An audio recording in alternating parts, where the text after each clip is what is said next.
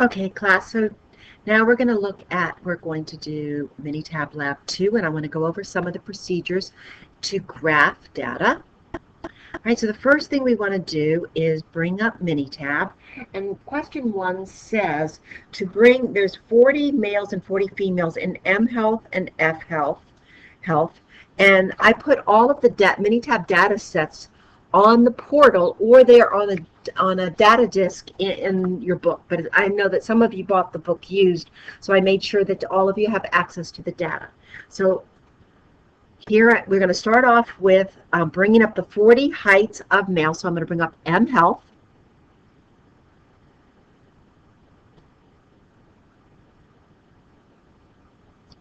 And then it just takes a minute for it to load. It's probably best if you take all the Minitab data sets and save them to your computer instead of trying to go to the portal each time if the portal closes down or whatever. Okay, so here is, we're looking for the 40 heights, and that's under C2. We want to do a histogram. To do a histogram, we go to Graph and Histogram. Click. A simple histogram. Click OK. Click in height and click OK. And there we have a histogram. Just sketch this out on your Minitab Lab. This is going to be one that you're going to have to print, download the Minitab Lab. Just draw this histogram, just a sketch of it. It doesn't have to be exact. And then you'll have to scan it as a PDF and upload the final version to me. Number 2 says let's change some of these binnings. So the way to do is click on a value on the horizontal. So let's click on this. So I clicked on a value, and this box came up. Then we're going to click on the binning tab. Make sure, select the type, interval type being midpoint. Then select midpoint cut points. This is what Minitab chose. I'm going to change these numbers here too. Now notice here, there's no comma between them. The commas on the Minitab Lab are strictly so that you can see the numbers between. Notice there's just a space between, so I'm going to delete that, and I'm going to hit 55 space, 60 space, 65 space, 70 space, 75. Click OK, and now see I get a different histogram. Describe it below. Either just do a simple sketch, and now in numbers 3 and 4 you do the same thing with F Health.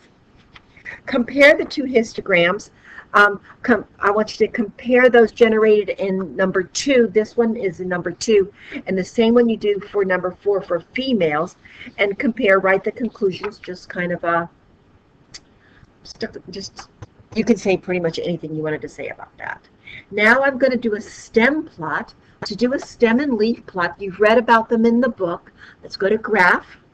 Let's go to Stem and Leaf. Stem and leaf is the same thing as a stem plot. Click in the 40, and then just click OK. And then just write these numbers. It might be easier with the space I gave you to either go to the bottom of the lab or do it horizontally instead of vertically. Let me point out here that this number here stands for 61.3, 62.9. This is there were no 64, 63.0, 63.7. That's how you read a stem and leaf plot.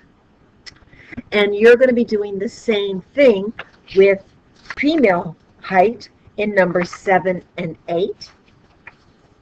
Number 9, let's bring up number 9. Number 9, you're going to interpret. Now, let's enter the first 5 values represented in this stem plot. This number here, now if you don't have an index telling you that this number stands for 4.9, then you automatically assume the default is 49.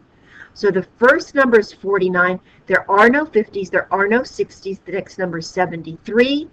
The next number is 79, 81, 83, 84, 85, 95, 99.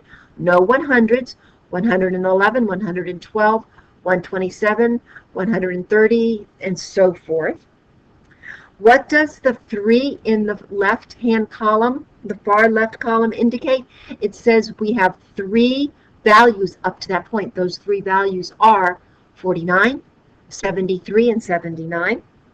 What does the value in the 7 in the center column indicate? That means that this row stands for the 70s. And the value of 5 in the right column on the 5th row stands for the number 85. Okay, so that's number 9. Now we're going to look at a scatter plot. And a scatter plot is for binary data. That means we're going to have 2 values. What we're going to look at in number 10 is this men's health, and we're going to compare height and pulse rate. So we're going to go to graph and scatter plot, which is the first one. Simple. Click OK. And we're going to let y be the height and the x value be the pulse. And we're going to click OK. And we're going to see the pulse rates. And I want to show you also that if we swap those and put pulse here and height here, whoops,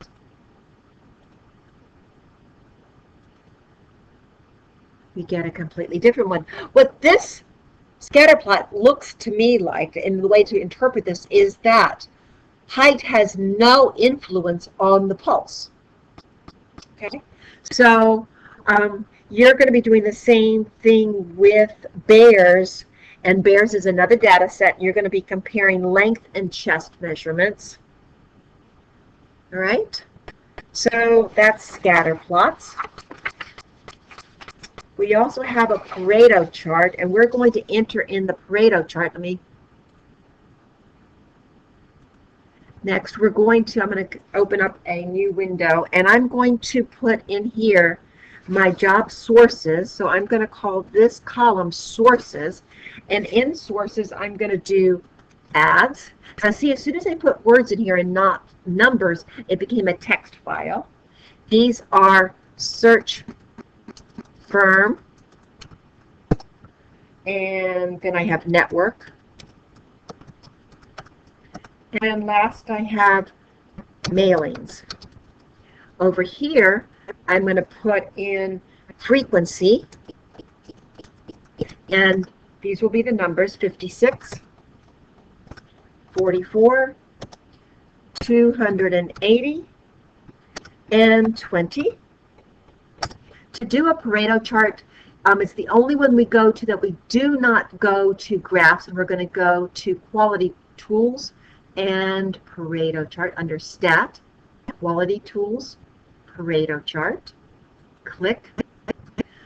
Our attribute data is our categorical. That's our sources, and our frequencies are in C2. And we click OK, and there's a Pareto chart. A Pareto chart is a bar graph for qualitative data, and it goes from the highest frequency to the lowest frequency. We can also do the other very common graph for qualitative or categorical data is a pie chart. We can do the same thing with a pie chart, and we have our chart values and our categorical, our chart values from a table. Our categorical are our sources, and our summary data is the frequency, and we click OK, and there is our pie chart. And in there, you're supposed to decide which graph is more effective. That's completely up to you. There's no right or wrong answer there. For the time series chart, you need to enter these numbers in. So these are theaters, and you need to enter going across. So I have 20595, 21632, 21907, 22904, 23740, 23344. Continue putting these numbers in.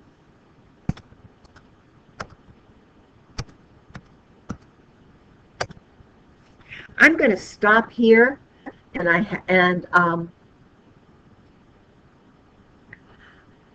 But you would continue on for the rest of the lab. And now we're going to go to graph and a time series plot. We're going to do a simple one.